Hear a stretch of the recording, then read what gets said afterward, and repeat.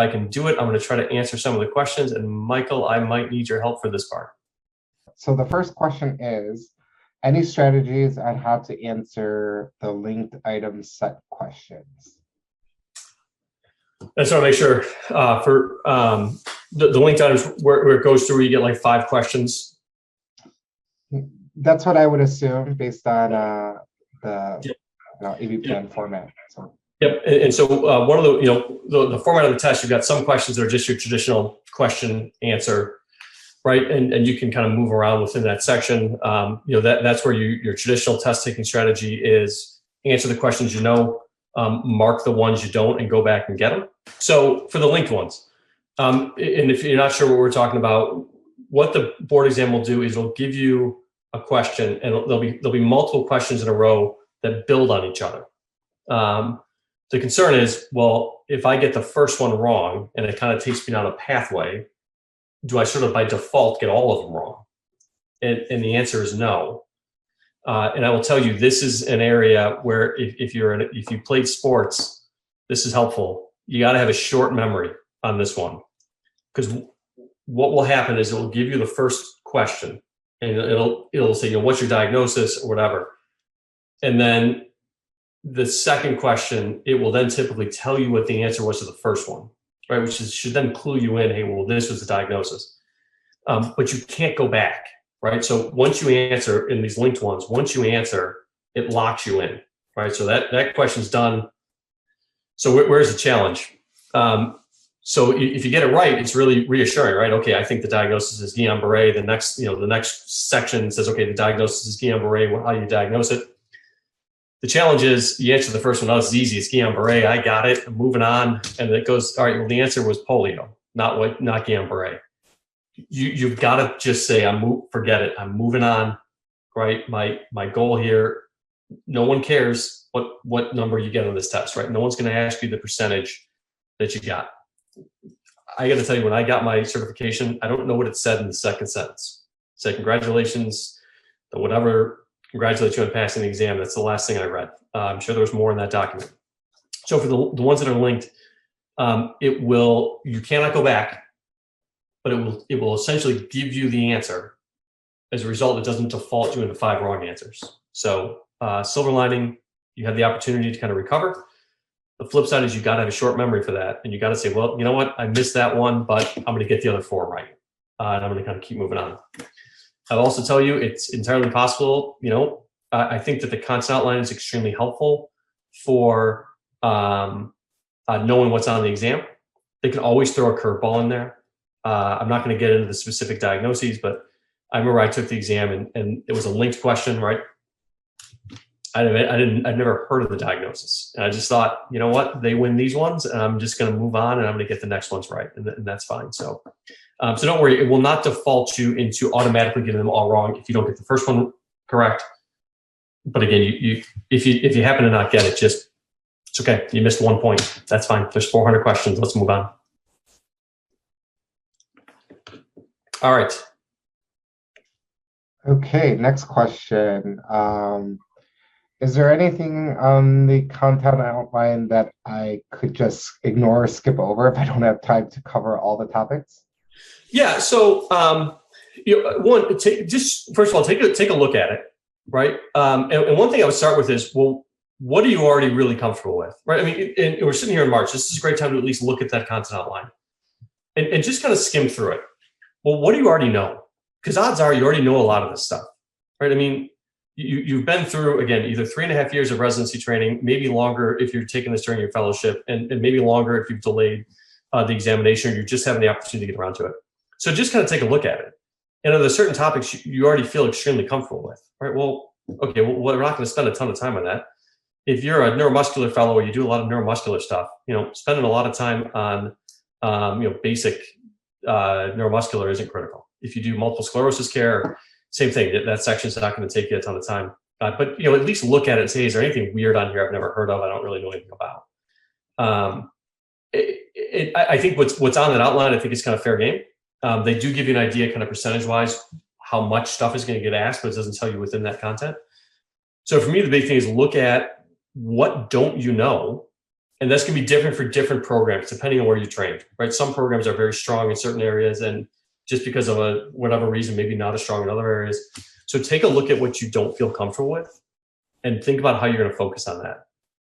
I'll just kind of keep emphasizing that. I've been saying to my guys all the time, peds and psych, man, that's not part of what we do as a practice. So really kind of thinking about how you're going to get ready for those sections, I think is critical, because it's a decent number of points on the test. It's pretty straightforward in terms of, I think, what they're going to ask. And it's not part of what you do on a regular basis. So at least skim through it and say, hey, there's some things here that I don't know as much about. I think there are some areas where you can probably get a little bit broad bucket, just from having done it. When you kind of look at neuromuscular / neuroinfectious disease, it goes over like all sorts of like spider bites, venom bites, etc. I think just sort of knowing that those are toxins is important. There's a couple things on there on industrial solvents. I don't know that it's really critical to know the exact syndrome industrial solvents cause as much as these 4 industrial solvents cause neuropathy. So I think there are some opportunities that hopefully are highlighted in a number of our lectures where you can say, well, just be aware you got to kind of know these topics. So but again, think about what you're strong at, think about what you're weak at, and focus more on those areas of weakness. I know 37 pages feels long. I know that, but it's not that long. Okay, next question. Can you please give us a few sources for practice questions or practice, like maybe I'm assuming practice exams? Yep. In terms of answering questions, a couple things. So one, obviously you're here because you've got an interest in API. I think inside the lectures, we try to do a good job in terms of providing board style questions that I think are high yield. So I think we really try to emphasize that in our lectures and in that content. Some other areas, depending on your access points, that I think are helpful. And I'm pretty sure I can do this even though I'm sitting here speaking for API. The American Academy of Neurology, one of its goals is for its members is board passing, right? So one of the things that I've really liked is for questions, the AAN publishes neuro self-assessment exams, neuro SAEs. I think those are really good. They are multiple choice style questions, very similar to what the board exam is going to be like. There's a couple ways you can take those questions. You can either take the question and it gives you the answer, sort of immediate feedback. You can bundle questions. So I'm going to answer 10, 20, 40, 60 and get feedback at the end. I think those are really pretty high yield questions. If you're an Academy member, which many of you probably are through your residency program, that content is free. As long as you finish a test before you open the second one, right? So if you take one test and you don't finish it for any reason, and then you try to open another one, it'll say there's a fee. You just have to finish the first one. So I found those questions to be, I think, really pretty high yield and in a format that's similar to the test. So getting used to taking, and you guys are pretty used to this at this point, but taking online test questions, I think it's a good idea. You should get closer to the examination to do some of them under time, right? So, give yourself, hey, I'm going to answer X number of questions in 20 minutes and kind of get the sense of the clock and sort of the pace and the rhythm of the test. But I have found that to be, I think, a really helpful, and again, for many of you, probably free, hopefully free resource if you're an Academy member. Just as a side note on that, if you have the API course, I believe there's probably close to 1,800 multiple choice questions that you could take as practice as well. And it's in the exam builder tab on your dashboard. And that actually, what's cool is you could actually choose different topics to take questions on, or to do like a mock exam of 400 questions. And I think there's an algorithm built in based on the content outline. So if there's 10% of the questions on your exam are based on headaches, then you could build an exam with 10% of the questions on headaches. So it's a good resource to use if you weren't aware of it right now. But yeah, there's over 1,800 questions that are part of the course as well. So and someone asked, I believe they're just asking like how important is it to maybe take these other courses with question banks, or just answering question bank questions? Yeah, so I think it's part of your practice, and right, so there's obviously the questions through API, the other ones I mentioned. I think it is important to get in the habit of answering test questions. What makes you good at answering test questions is the material, but a way to confirm the material is to take test questions. So the analogy I would give, if my son plays baseball, if you want to get good at hitting baseballs, you go out and have someone throw you baseballs and you try to hit them. It's right. So it's a written test. So taking multiple choice style questions, I think, is really valuable. I would point out, and this is in the ABPN's site, we try to go to great efforts in our test questions to make sure we're writing them in the style that the ABPN does. There's not true false questions. There's not questions. Which of the following is not the correct answer. There are not kind of multi-answer, A through E, 1 through 5, link them up.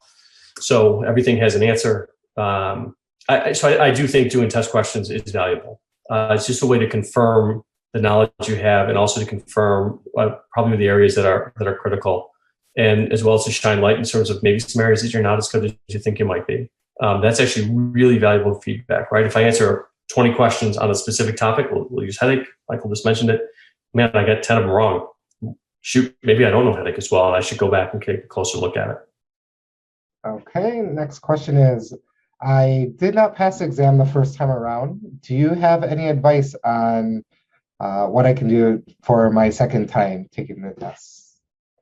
Yeah, so hopefully you got to look at this test, right? And that hopefully that makes it a little bit easier in terms of getting a sense of, hey, kind of how was the test format? How did I feel in terms of comfort level taking the test? Were there certain areas maybe I didn't feel as comfortable with?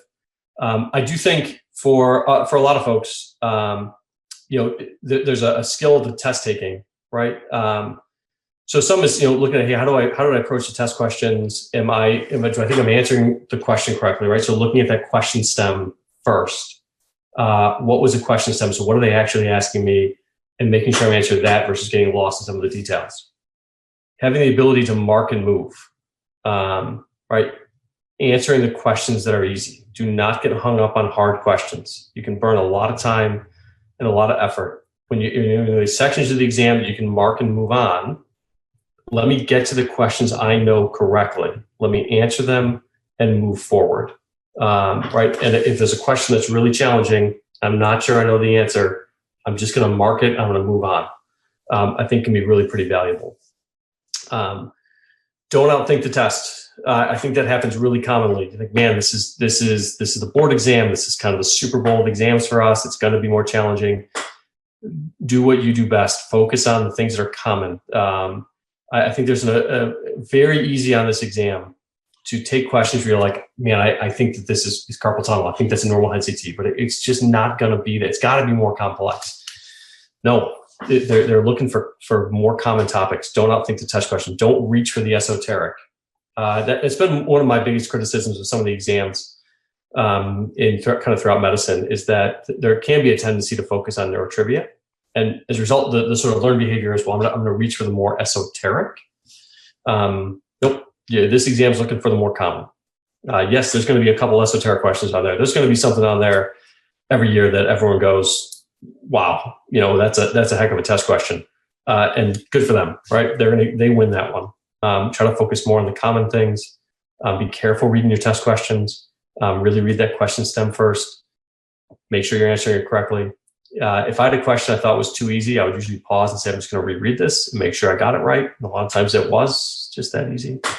And again, in terms of content, Psych Competes nails everybody every year. And it's done it for the history of this exam, 40, 50 years. Okay, next question is, do the linked item questions have more than one correct answer? All right. So the ABPN has gone back and forth on this. At one point, they were going to allow more than one answer for some test questions. I think it's a small percentage of the test if they still do it. I'm actually looking for the 22 content outlines up.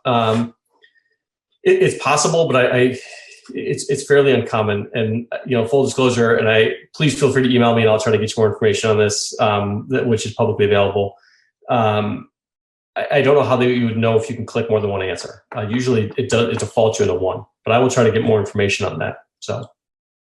Okay, and then going back, to the question about any other kind of resources for question banks, is there anything else besides, I think you mentioned that AAN has kind of practice questions you could do if you're a member, but anything else that you came across that might be helpful? Yep.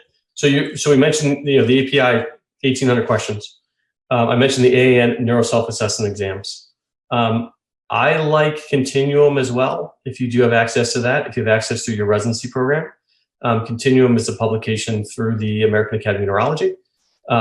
If you look at Continuum topics, they tend to be the exact same topics as the ABPN board examination. Right? So if you think about Continuum articles, there's one on headache, there's multiple sclerosis, there's neurocritical care, there's epilepsy. That's the ABPN content outline. I have noticed recently for Continuum, many of the articles mirror the ABPN content outline. There's an article from several years ago on it's like evaluation of dizziness in the outpatient setting, and if you look at it, it actually follows the ABPN content outline. And the thing that stands out is in the article, there's a thing on disembarkment syndrome when you get dizzy on a boat, and I remember reading it thinking, well, that's stupid. And then if you look at the ABPN content outline, it's on there. So Continuum does have questions as well, and you can get the answers right away. It's in the same article. I think those are good. Some of those do. I will say one downside is I've noticed they will sometimes be willing to ask questions about areas where there can be some debate, which a board exam rarely is going to do. So I think that some of the occasionally I'll see questions I'm like, we could argue about this, but I just think it's a nice. Those are nice questions in the articles that tie into very specific kind of review topics. So again, Michael mentioned the 1,800 questions through API, the neuro self-assessment exam, and my residents think I'm crazy, but I'm a big Continuum fan as well. Last question that we have so far is, do you know what the passing score is to pass the exam? They don't, to my knowledge, that is not published. There's not a published number that's out there. So I do think that the passing number does fluctuate a little bit. I will tell you, if, again, going back to the right exam, this is where the difference is. Yeah, the right exam, over 70% is 90th percentile, right? So for the board exam, if you score over 90%, you passed. If you score over 80%, you passed.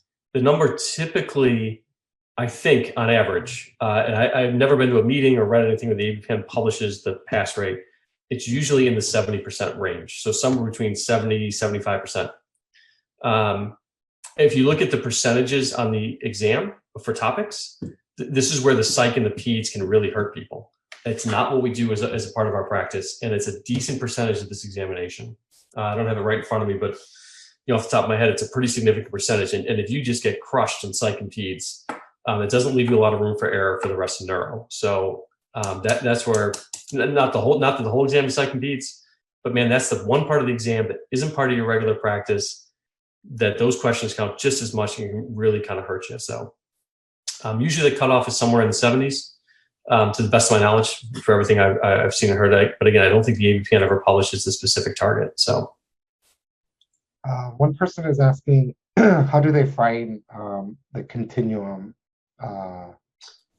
Yep. So it's Continuum Lifelong Learning in Neurology. Again, that's published by the AAN. It's the AAN's kind of review journal.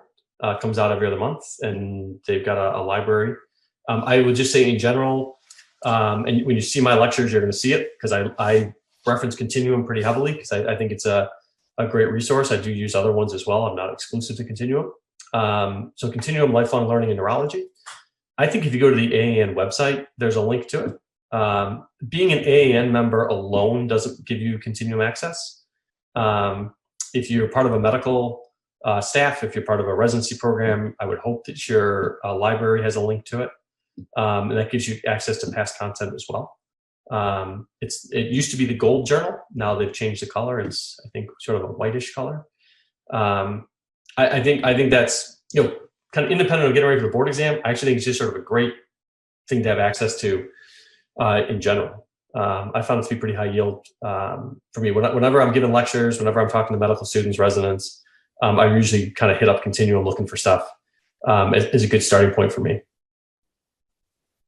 Going back to the linked item questions, I'll look into it as well. I have a contact at the American Board of Psychiatry and Neurology, because I know psychiatry linked item questions on the psychiatry board exam could have multiple answers, but it's not clear on the neurology board exam if it doesn't state whether it could be multiple correct answers or not. And I know in psychiatry, you can have multiple correct answers, and you actually have to mark all correct answers to get credit for that question. So I'll send an email out to the ABPN, and if I hear anything back, I'll let Dr. McCoyd know, and also everyone that's attended today. So we have about 10 minutes left. I don't know, we don't have any more questions, but if there's anything else maybe that you can speak on, Dr. McCoyd, to any other maybe tips or tricks, or kind of I think some people might also have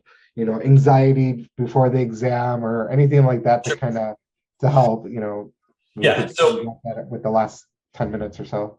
Yep. So I would say probably one big thing is be careful of tomorrow.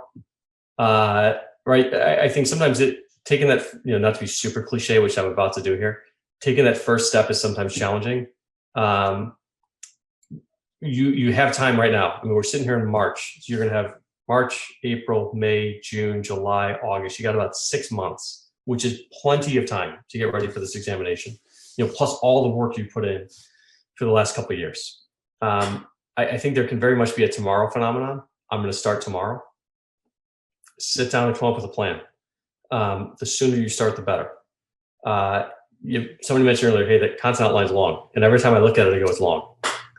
That's why we try to start with this about 3 years early and try to emphasize a lot of this material.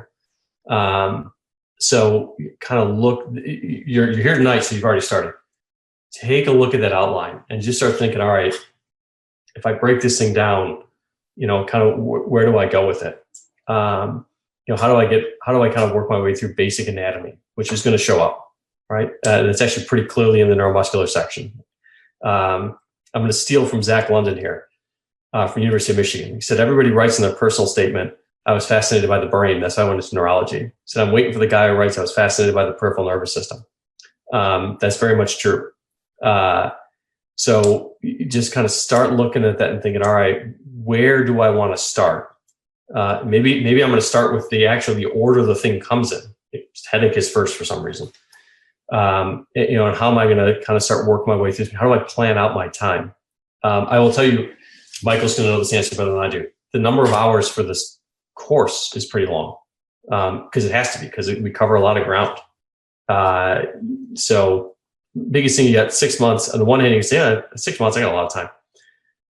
On the other hand, if you're in residency training and you're a senior, you probably have an end of the year project that's due. You probably have to give grand rounds if you haven't already done it. You probably have your, kind of end of the year research or QI project. Hopefully you're going to the academy meeting in Seattle. You're potentially looking at moving to start your fellowship. You're going to start your fellowship. That's going to be pretty busy because all of a sudden, that's an adjustment. This is really manageable in small but steady increments. Making a plan. Hey, I'm going to answer questions 2 or 3 days a week. I'm going to work my way through the API question bank. I'm going to work my way through AN, and I'm going to do this on a regular basis. Just kind of slowly but steadily start working my way towards it. And again, you guys are here, so you're already taking those first steps. If you wait until August or September, it's a lot of material, right? This is material that's summarizing a 4-year effort. So maybe the biggest thing is starting now. You mentioned kind of anxiety on test day. That's completely understandable. Right? Everyone's had that. I had it both times I took the exam. When I took the initial, when I took the recert. One thought was, hey, you just like you do in the emergency room when you're seeing a patient, you just kind of got to calm down, quiet down, and focus on, hey, they're more likely to ask me common disorders than uncommon. Let me not outthink the test schedule. So, let me get started early. So blanket study schedule. Someone just asked this question, hey, is there kind of a blanket study schedule?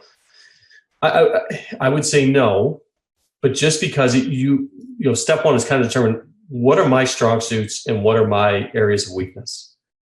When I took the exam, I knew, and when I took the recert, I knew, well, all right, psych and peds, that's going to be an issue. At that time, there were certain anatomy topics I kind of knew would show up and I wasn't super comfortable with. Brachial plexus, thalamic nuclei, right? I know there's going to be one or two questions on there. So kind of how do I kind of work through those? So think about what are sort of the topics where I need to start studying, and then what's the sort of process I'm going to do? And that's going to depend. If you're someone who loves the peripheral nervous system and you've really kind of got all these nerves down, it's probably not something you need to study. Certainly not as much. If you're not super comfortable with all the different stroke syndromes, which is something I don't do anymore, all right, well, maybe I study that now, right? And I kind of build up my study materials, and then I'm going to look at it at the end as well. So, I again, kind of what do I look at for initial guidance? Take a look at that content outline. That's your exam. That's it. I mean, they're telling you what's on the exam. I get it's daunting. It's 37 pages long. They're telling you what's on. It's a 400 question exam. They are telling you what's on the exam in that content outline. Yes, they're going to throw a couple esoteric curveballs at you, but for the most part, that's it. Think about what you're weak at. Think about the things that aren't part of your routine practice. I got to prep that material, and at the end, that's where I'm going to kind of just nail my rote memorization, just like you've been doing in every test forever, kind of throughout your career. So I think that's going to be pretty individualized in terms of your approach to kind of what comes first, second, third. But starting now, what would I probably do this time of year? I would start putting together outlines for the topics I'm not comfortable with because I got time. And then I at the end, I would go back and re-hit that material. And not to be a broken record, psych and peds. Psych and peds are the bane of this test. And it's not what we do on a day-to-day basis. Yeah, thank you. And I know you mentioned, so we have the course in itself is about 58 plus hours of lecture. So around that amount.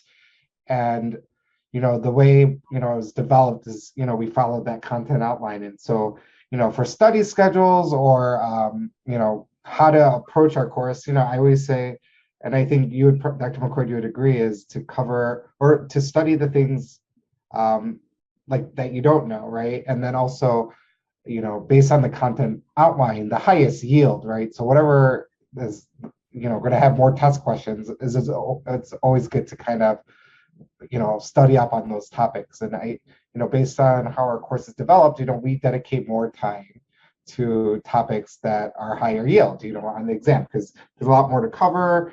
You're going to get more questions on that topic, and so it's good to be really familiar with those questions or that topic before taking the exam. So, so I don't see any more questions. So I thank everyone for being here today. I thank you, Dr. McCoyd, for taking the time out of your schedule to be here on Zoom with us. We really appreciate you kind of giving some tips and tricks and kind of an insight on, what to do for or how to prepare for your board exam. So thank you so much.